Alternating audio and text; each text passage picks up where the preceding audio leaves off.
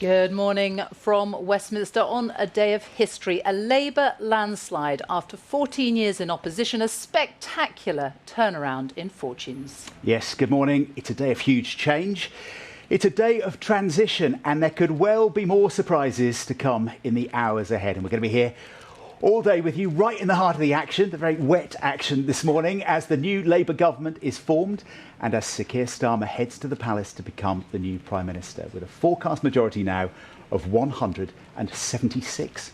Well, we are here right by the Houses of Parliament, and this morning we're going to be talking to politicians, old and new, experts and advisors who will be looking back at an extraordinary night and looking forward to what happens next. Overnight, some of the most familiar faces in British politics have lost their seats. The former Prime Minister Liz Truss, Jacob Rees-Mogg, Grant Shapps, Penny Mordaunt, all gone. There are so many stories to unpack for you this morning. We have a team of BBC presenters in all the right places. They are at Downing Street, at Buckingham Palace, they're in Glasgow, Belfast, Cardiff, and we're going to hear from voters right across the UK. Wherever you live, however you voted, whatever you think of these results that we're showing you this morning, we will guide you through everything as it all unfolds. We certainly will. Now, as we now know, Labour has won the general election by a landslide, with Sir Keir Starmer set to become the next Prime Minister. The party has gained its biggest majority since Sir Tony Blair's victory back in 1997, at the expense of huge losses for the Conservatives. Before we go forward, let's bring you all up to date and explain what has happened overnight. 5 a.m. and enter the winner, a new Prime Minister-elect. In just 4 years, he's taken Labour from historic low to landslide.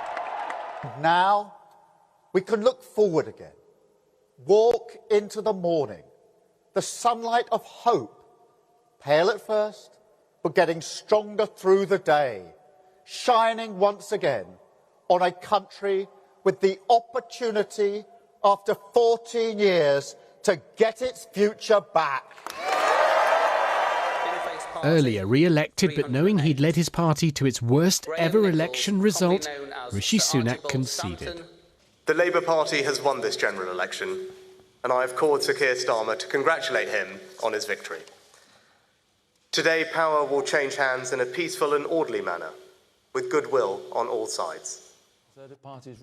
But far from sober, this was humiliating. They're slow hand clapping, apparently, there in King's Lynn. If we can bring it up, there we go. And that must be for the candidate who is not on the stage. And that would be a slow hand clap from those waiting for Rishi Sunak's predecessor as Prime Minister, Liz Truss. On the right of the screen, she sidled in to hear that she'd been voted out, losing to Labour. The issue we've faced as Conservatives is we haven't delivered sufficiently on the policies people want. And that means keeping taxes low, but also particularly on reducing immigration. Elected. The first senior Tory to go was just after midnight. Swindon South, a Labour gain. For Robert Buckland, former Justice Secretary, a lonely walk to end a 14-year career as an MP. Angry, he blamed infighting and incompetence for leaving his party so diminished.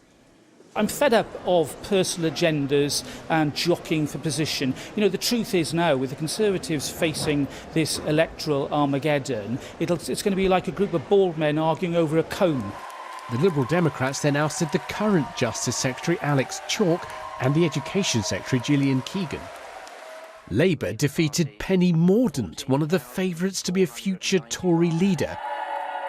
And another one too, the Defence Secretary, Grant Shapps.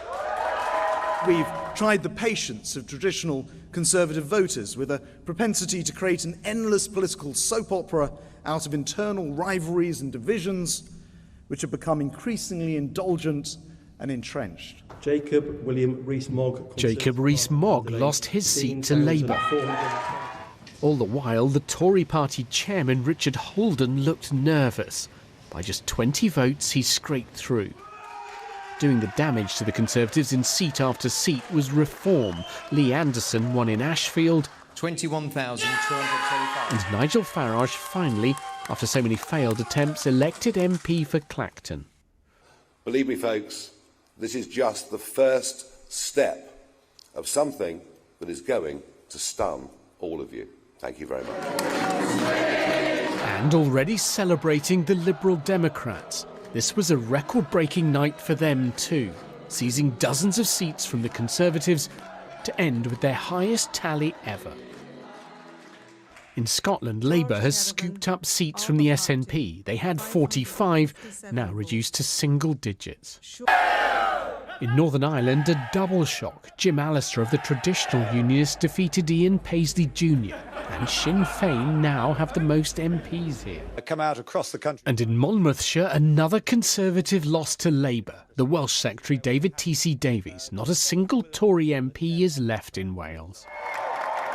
So this is Keir Starmer's moment to savour. A time, he said, for the nation to start a new chapter. Jamie Grammaticus, BBC News.